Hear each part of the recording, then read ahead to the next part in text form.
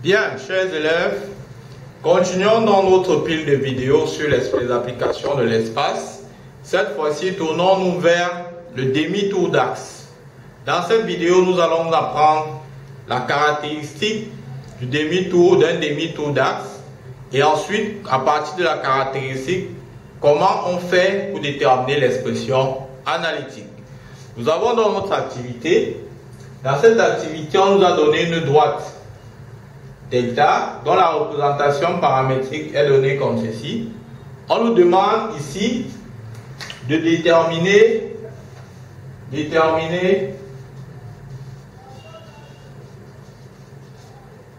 l'expression analytique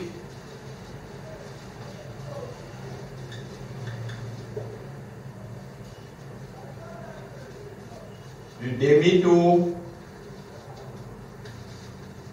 d'axe delta.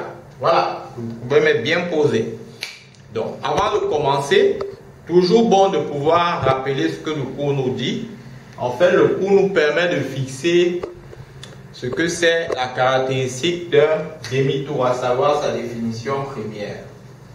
Si nous avons donc deux points M et M', donc je me donne toujours deux points M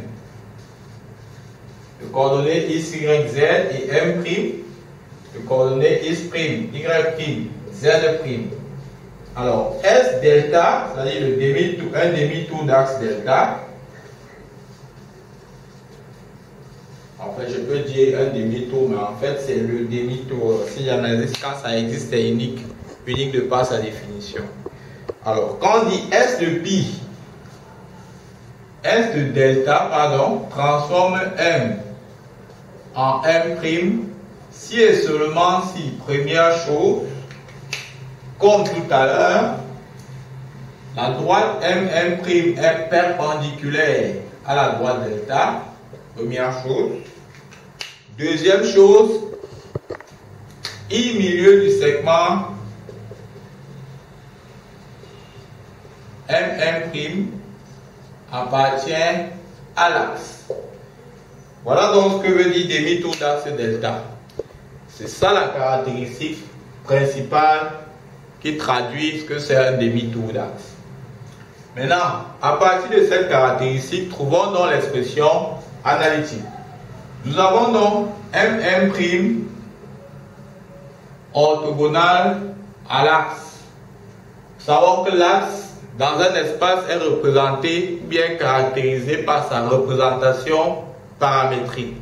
Et dans cette représentation paramétrique, on peut déterminer les coordonnées du vecteur directeur de la droite, donc de l'axe, qui ne sont rien d'autre que les coefficients du t, à savoir 3, 2 et moins 1.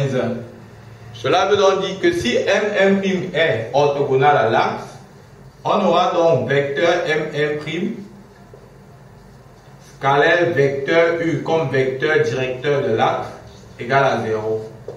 Voilà la première chose qui va nous permettre de déterminer l'expression analytique. Si on traduit ça en coordonnées, c'est-à-dire de façon analytique, on aura x' moins x, y' moins y, z' moins z, scalaire les coordonnées du vecteur directeur qui sont 3, 2 et moins 1. Comme on a dit, 3, 2 et moins 1. Donc, en appliquant ça ici, égal à 0, cela nous amène à dire qu'on aura 3 facteurs de x' moins x, plus 2 facteurs de y' moins y, moins facteur de z' moins z égal à 0. Voilà la première relation que l'on obtient découlant de la première condition d'un demi-tour. Maintenant, la deuxième condition nous dit que I milieu du segment M' appartient à l'axe. Alors, si ça appartient à l'axe, ça veut dire que ces coordonnées vérifient la représentation paramétrique de l'axe. C'est-à-dire que x' plus x sur 2 sera égal à 2 plus 3t, y' plus y sur 2 sera égal à moins 1 plus 2t, et enfin z plus z', z' plus z sur 2 sera égal à 4 moins t.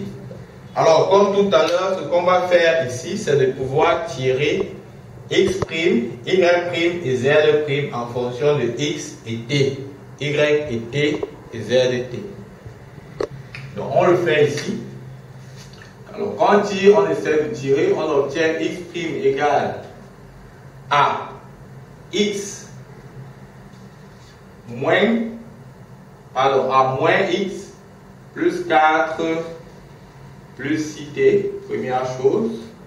Y' égale à moins y moins 2 plus 4t. Et enfin z' égale à moins z plus 8 moins 2t. Voilà ce qu'on a. On vient donc les valeurs de x', y' et z'. On va remplacer ces valeurs dans cette expression-ci. On remplace x', y' et z' dans cette expression-là. Alors, qu'est-ce qu'on obtient lorsqu'on remplace? Lorsqu'on vient donc remplacer cette expression, on aura 3 facteurs, je vous donne le résultat directement, moins 2x plus 6t plus 4 plus 2 facteurs de moins 2y moins 2 plus 4t et enfin moins facteur de moins 2z plus 8 moins 2t égal à 0. Voilà donc ce qu'on a.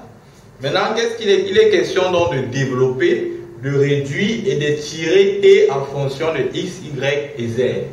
Quand vous allez faire ce développement, tout simplement, c'est un petit calcul. Quand vous allez regarder, vous pouvez stopper la vidéo, vous prenez, vous développez.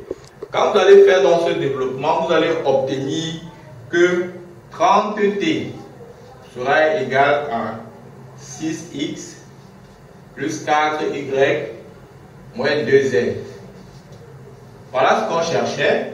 Il ne reste plus qu'à tirer t, c'est-à-dire t sera égal à, après une simplification, 1/5 de x plus 2/15 de y moins 1/15 de z. Voilà, excusez, moi j'ai développé à votre place pour que ça aille un peu plus vite. Connaissant donc l'expression de t en fonction de x, y et z, vous prenez cette expression, vous venez ici, dans notre expression ici, dans le plus ce qui est mieux en haut, vous venez là, dans cette expression, vous remplacez la valeur de t par son expression en fonction de x, y et z. Quand vous allez donc faire ce petit travail, vous allez obtenir, après simplification, que S delta sera d'écriture complexe x' égale à 1/5 de x plus 4/5 de y moins 2/5 de z plus 4. Première chose, que y' sera égal à 4/5 de x moins 7/15 de y moins 4/15 de z moins 2. Et enfin que z' sera égal à moins 2/5 de x moins 4/15 de y plus moins 13/15 de z plus 8. Voilà ainsi trouvé l'expression analytique de notre demi-tour d'axe delta.